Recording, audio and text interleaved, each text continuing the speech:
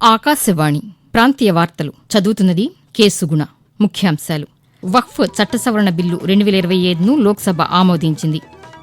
వచ్చే 5 ఏళ్లలో రాష్ట్రంలో 20,000 స్టార్టప్లు ఏర్పాటు చేయడమే ప్రభుత్వ లక్ష్యమని ఆంధ్రప్రదేశ్ ముఖ్యమంత్రి నారా చంద్రబాబు నాయుడు అన్నారు. బీసీలకు 42% రిజర్వేషన్లు అమలు చేయాలని తెలంగాణ ముఖ్యమంత్రి రేవంత్ రెడ్డి కేంద్ర ప్రభుత్వాన్ని కోరారు. ప్రజా సంక్షేమానికి ప్రాధాన్యతను ఇస్తూ కేంద్ర ప్రభుత్వం సంక్షేమ పథకాలను అమలు చేస్తోందని ఆంధ్రప్రదేశ్ వైద్య ఆరోగ్య శాఖ మంత్రి వై సత్యకుమార్ తెలిపారు. లేఅవుట్ల క్రమబద్దీకరణ పథకం ఎల్ఆర్ఎస్ రాయితీ గడువును తెలంగాణ ప్రభుత్వం పొడిగించింది. వార్తల వివరాలు. వక్ఫ్ చట్ట సవరణ బిల్లు 2025ను లోక్సభ ఆమోదించింది. నిన్న పార్లమెంట్లో జరిగిన చర్చలో 288 మంది సభ్యులు బిల్లుకు అనుకూలంగా ఓటు వేయగా 232 మంది సభ్యులు బిల్లుకు వ్యతిరేకంగా ఓటు వేశారు.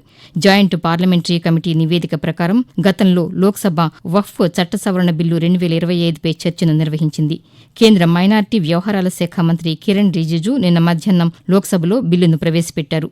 బిల్లును ప్రవేశపెడుతూ ఈ బిల్లుకు ముస్లింల మతపరమైన ఆచారాలతో సంబంధం లేదని, ఇది వక్ఫ్ బోర్డులకు సంబంధించిన ఆస్తులతో మాత్రమే వ్యవహరిస్తుందని అన్నారు.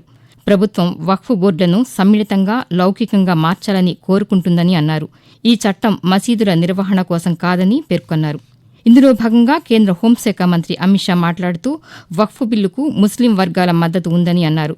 వక్ఫ్ బిల్లు అంశంపై విపక్షాలు గందరగోళం సృష్టిస్తున్నాయని అన్నారు. ఈ బిల్లు అతిపెద్ద సంస్కరణగా ఆయన పేర్కొంటూ जॉइंट पार्लियामेंट्री कमेटी को दिया गया, जिसका विपक्ष का भी बड़ा आग्रह था। कमेटी ने इस पर सुविचारित रूप से अपना मत प्रकट किया। वो जो मत प्रकट हुआ, वो मत फिर से कैबिनेट के सामने गया। कमेटी के जो सुझाव थे, ये भारत सरकार की कैबिनेट ने स्वीकार किए और अमेंडमेंट के रूप में किरण रिजिजू जी लेकर आए। అమరావతిలో ఏర్పాటు చేయనున్న రతన్ టాటా ఇన్నోవేషన్ హబ్ను తీర్చిదిద్దేందుకు పారిశ్రామికవేత్తలు, కార్పొరేట్ సంస్థలు, ఇతర మేధావులు ముందుకు రావాలని ముఖ్యమంత్రి నారా చంద్రబాబు నాయుడు కోరారు. అమరావతిలోని రాష్ట సచివాలయంలో పలువురు పారిశ్రామికవేత్తలు, విద్యావంతులతో రతన్ టాటా ఇన్నోవేషన్ హబ్పై నిన్న సమావేశాన్ని నిర్వహించారు. ఈ సందర్భంగా ముఖ్యమంత్రి మాట్లాడుతూ వచ్చే 5 ఏళ్లలో రాష్ట్రంలో 20,000 స్టార్టప్లు ఏర్పాటు చేయడమే ప్రభుత్వ లక్ష్యమన్నారు. తద్వారా 1,00,000 మందికి ఉపాధి లభించే అవకాశముందని చెప్పారు. నూతన ఆవిష్కరణలకు రాష్ట్రం ప్రధాన కేంద్రంగా మారాలని ముఖ్యమంత్రి పేర్కొన్నారు. అమరావతి చిత్రకళా వీధి వంటి వేదికల ద్వారా కళాకారులు ప్రతిభను ప్రదర్శించాలని ఆంధ్రప్రదేశ్ ముఖ్యమంత్రి నారా చంద్రబాబు నాయుడు కోరారు. తూర్పుగోదావరి జిల్లా రాజమహేంద్రవరంలో రేపు జరగనున్న అమరావతి చిత్రకళా వీధి కార్యక్రమానికి సంబంధించిన బ్రోచర్ను సాంస్కృతిక కమిషన్ చైర్పర్సన్ తేజస్వి ముఖ్యమంత్రికి అందజేశారు. ఈ సందర్భంగా అమరావతి ఇతివృత్తంతో రూపొందించిన చిత్రానికి ముఖ్యమంత్రి రంగులు వేశారు. అనంతరం చంద్రబాబు నాయుడు మాట్లాడుతూ కూటమి ప్రభుత్వం కళాకారులను, సాంస్కృతిక వారసత్వాన్ని పరిరక్షించడంతో పాటు ప్రోత్సహిస్తోందని అన్నారు. రాష్ట్ర కళల్ని అంతర్జాతీయ స్థాయికి తీసుకువెళ్తామని పేర్కొన్నారు. బీసీలకు 42% రిజర్వేషన్లు అమలు చేయాలని తెలంగాణ ముఖ్యమంత్రి రేవంత్ రెడ్డి కేంద్ర ప్రభుత్వాన్ని కోరారు. బీసీలకు 42% రిజర్వేషన్లు కల్పిస్తూ తెలంగాణ శాసనసభలో తీసుకున్న తీర్మానానికి అనుగుణంగా అనుమతులు ఇవ్వాలని కోరుతూ పలు బీసీ సంఘాలు ఢిల్లీలోని జంతర్ మంతర్ వద్ద నిర్వహించిన ధర్నాలో ముఖ్యమంత్రి నిన్న పాల్గొన్నారు. ఈ సందర్భంగా ఆయన మాట్లాడుతూ కులగణన చేసిన మొదటి రాష్ట్రం తెలంగాణ అని అన్నారు. కులగణన లెక్కలను ఫిబ్రవరి 4న చట్టసభలో ప్రవేశపెట్టామని ముఖ్యమంత్రి పేర్కొంటూ ప్రభుత్వం చర్చలు చేసింది, నివేదికలు తెప్పించింది, తెలంగాణలో కులగణన చేసింది, మొత్తం లెక్కలు తేల్చి తెలంగాణ రాష్ట్ర ప్రభుత్వం బలహీన వర్గాల లెక్క 56.36% అని లెక్క తెచ్చిన రాష్ట్రం ఈ దేశంలోనే మొట్టమొదటి రాష్ట్రం. మా ఆలోచన పంచుకోండి, మాకు అనుమతి ఇవ్వండి. కర్నూలు నుండి విజయవాడకు విమాన సర్వీసులు ప్రారంభించాలని పౌర విమానయాన శాఖ మంత్రి కింజరాపు రామ్మోహన్ నాయుడును కోరామని ఆంధ్రప్రదేశ్ పరిశ్రమల శాఖ మంత్రి టీజీ భరత్ తెలిపారు. ఢిల్లీలో కేంద్ర మంత్రిని కలిసి కర్నూలు, విజయవాడ విమాన సౌకర్యంపై చర్చించినట్లు పేర్కొన్నారు. ఈ విషయంపై సంబంధిత అధికారులతో సంప్రదింపులు జరుపుతున్నామని కేంద్ర మంత్రి తెలిపినట్లు చెప్పారు. ఓర్వకల్లు పారిశ్రామిక వాడలో పరిశ్రమలను ఏర్పాటు చేసేందుకు ప్రభుత్వం కృషి చేస్తోందన్నారు. విమాన సేవలు అందుబాటులోకి వస్తే పారిశ్రామికవేత్తలకు మరింత సౌకర్యంగా ఉంటుందని మంత్రి తెలిపారు. ఆకాశవాణి ప్రాంతీయ వార్తలు వింటున్నారు. ప్రజా సంక్షేమానికి ప్రాధాన్యతను ఇస్తూ కేంద్ర ప్రభుత్వం సంక్షేమ పథకాలను అమలు చేస్తోందని ఆంధ్రప్రదేశ్ వైద్య ఆరోగ్య శాఖ మంత్రి వై సత్యకుమార్ తెలిపారు. వైఎస్సార్ కడప జిల్లా భారతీయ జనతా పార్టీ అధ్యక్షుల ప్రమాణ స్వీకార కార్యక్రమంలో మంత్రి నిన్న పాల్గొన్నారు. ఈ సందర్భంగా ఆయన మాట్లాడుతూ ఈ దేశ ప్రజలు మనల్ని మళ్ళీ మళ్ళీ ఆశీర్వదిస్తున్నారు, మన సిద్ధాంతాలను ఆదరిస్తున్నారు, మన నాయకత్వాన్ని సమర్థిస్తున్నారంటే మనం చేసిన పనుల కారణంగానే అధికారంలోకి వచ్చారనే విషయాన్ని గుర్తుపెట్టుకోవాలి. ఇవాళ ప్రభుత్వాన్ని సాగిస్తోందంటే ప్రజల నమ్మకాన్ని మనం బొమ్ము చేయకుండా వాళ్ళ ఆకాంక్షలకి, మనోభావాలకి, వాళ్ళ ఆశలకి అనుగుణంగా నడుచుకుంటున్నాం కాబట్టి, ఒక అద్భుతమైన పాలన అందిస్తున్నాం కాబట్టి, మంచి ప్రభుత్వాన్ని ప్రజల దగ్గరికి చేరుస్తున్నాం కాబట్టి భారతీయ జనతా పార్టీని, ఎన్డీఏని ప్రజలు మళ్ళీ మళ్ళీ విశ్వసిస్తున్నారు. లేఅవుట్ల క్రమబద్దీకరణ పథకం ఎల్ఆర్ఎస్ రాయితీ గడువును తెలంగాణ ప్రభుత్వం పొడిగించింది.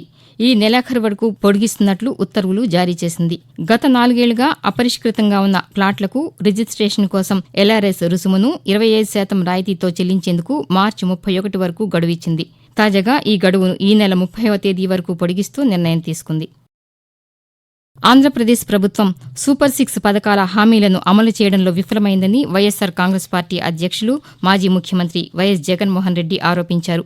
గుంటూరు జిల్లా తాడేపల్లిలోని పార్టీ కేంద్ర కార్యాలయంలో ఆ పార్టీకి చెందిన స్థానిక సంస్థల ప్రజాప్రతినిధులతో ఆయన నిన్న సమావేశమయ్యారు. ఈ సందర్భంగా జగన్మోహన్ రెడ్డి మాట్లాడుతూ స్థానిక సంస్థల ఎన్నికలను కొన్ని చోట్ల రాష్ట్ర ప్రభుత్వం వాయిదా వేసిందన్నారు.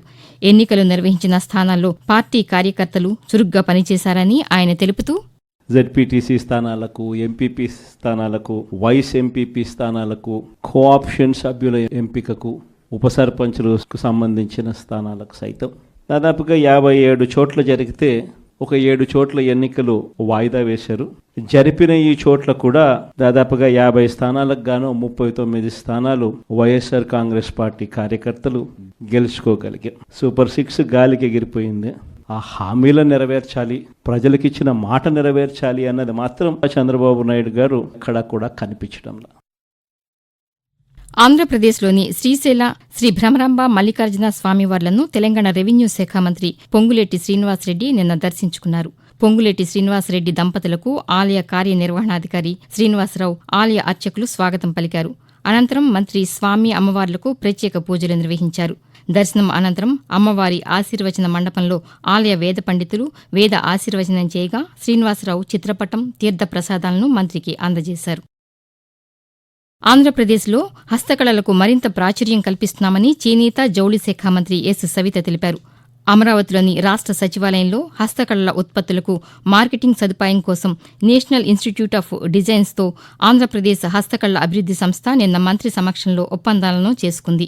ఈ సందర్భంగా ఆమె మాట్లాడుతూ ఈ ఒప్పందాల ద్వారా హస్తకళాకారులకు నూతన డిజైన్లు, సరికొత్త ఆకృతుల తయారీపై శిక్షణతో పాటు ఉత్పత్తులకు మార్కెట్ సదుపాయం కల్పించనున్నామని చెప్పారు. తద్వారా సాంస్కృతిక వారసత్వాన్ని సంరక్షించడంతో పాటు గ్రామీణ ఉపాధి అవకాశాలను, కళాకారుల జీవనోపాధిని మెరుగుపరుస్తాయని మంత్రి తెలిపారు. జనవాణి ద్వారా ప్రజా సమస్యల పరిష్కారానికి కృషి చేస్తున్నామని ఆంధ్రప్రదేశ్ పర్యాటక శాఖ మంత్రి కందుల దుర్గేష్ అన్నారు. తూర్పుగోదావరి జిల్లా నిడదవోలులోని జనసేన పార్టీ కార్యాలయంలో నిర్వహించిన జనవాణి కార్యక్రమంలో ఆయన నిన్న పాల్గొన్నారు. ఈ సందర్భంగా ప్రజల నుంచి నేరుగా అర్జీలను స్వీకరించారు. అనంతరం మంత్రి మాట్లాడుతూ వివిధ సమస్యలపై ప్రజల నుంచి వచ్చే అర్జీలను, వినతులను సత్వరం పరిష్కరించేలా ప్రత్యేక శ్రద్ధ తీసుకోవాలని అధికారులను ఆదేశించామని మంత్రి తెలిపారు. ప్రాంతీయ వార్తలు ముగించే ముందు ముఖ్యాంశాలు మరొకసారి. వక్ఫ్ చట్ట సవరణ బిల్లు 2025ను లోక్సభ ఆమోదించింది. వచ్చే 5 ఏళ్లలో రాష్ట్రంలో 20,000 స్టార్టప్లు ఏర్పాటు చేయడమే ప్రభుత్వ లక్ష్యమని ఆంధ్రప్రదేశ్ ముఖ్యమంత్రి నారా చంద్రబాబు నాయుడు అన్నారు.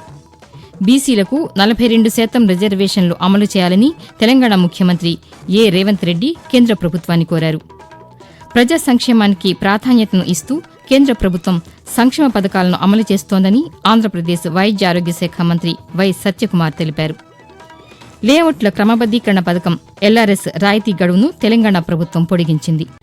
ఆకాశవాణి ప్రాంతీయ వార్తలు ఇంతటితో సమాప్తం. తిరిగి 7 గంటల 5 నిమిషాలకు జాతీయ వార్తలు వింటారు.